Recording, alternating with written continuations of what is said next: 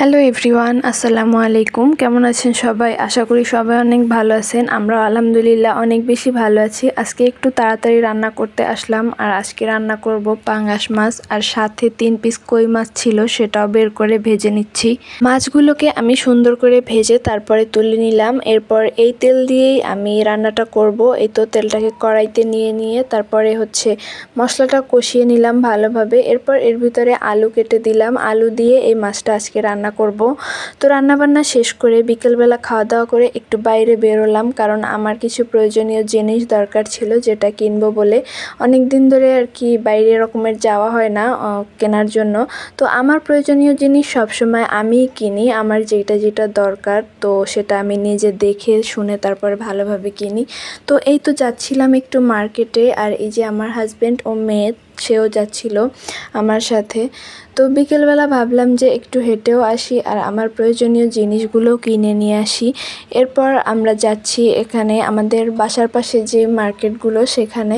তো এই যে ফাইনালি দোকানে চলে আসলাম, আর আমার প্রয়োজনীয় জিনিসগুলো আমি দোকানদার ভাইয়াকে বলতেছিলাম আর সে নামাচ্ছিল। তো এই দোকানে এসে যে জিনিসটা দেখে আমি পুরোপুরি অবাক হয়েছিলাম সেটা হলো এই যে একটা পাখি। এই পাখিগুলো দেখতে এত বেশি সুন্দর ছিল যে আমার মন চাচ্ছিল যে আমি নিয়ে যাই। আর এই যে দেখেন, এই পাখি দুটো কিন্তু বাচ্চা দিয়েছে। এই একজোড়া পাখি থেকে নাকি একজোড়া পাখি 8টা করে ডিম দেয়, আর সেখান থেকে উনি এই যে 3টা বাচ্চা ফুটছে। কখনো কখনো নাকি 6টা 7টা 8টাও ফুটে। তো এই জিনিসটা আমার কাছে এত বেশি ভালো লাগতেছিল। আর এই যে পাখি দুইটা দেখতেছেন, এই দুইটার বাচ্চা হচ্ছে এই পাখিগুলো সব। তো আমার বরেরও অনেক পছন্দ হয়েছে, যেহেতু সে পশু পাখি অনেক বেশি পছন্দ করে। আমার বাসায় কিন্তু কবুতর আছে, বিড়াল আছে।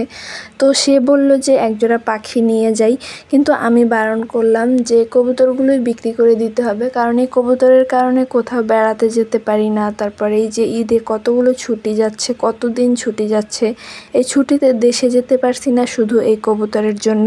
তো দোকান থেকে আমার জিনিসপত্রগুলো কিনে তারপর বেরিয়ে পড়লাম। এখন বাসায় যাব। রাস্তার ধারে দেখতেছি এই যে তাল বিক্রি করতেছে। তো দাম জিজ্ঞেস করলাম, উনি বলল এক একটা শ্বাসের দাম নাকি 10 টাকা। তো এই কারণে আর নেইনি, কারণ এর আগে অনেকবার তাল খেয়েছি। আর আগে ছোটোবেলায় যখন বাড়িতে থাকতাম তখন এই এক একটা তাল কিনতাম 3 টাকা করে। আর দেখেন কত দাম বেড়ে গেছে।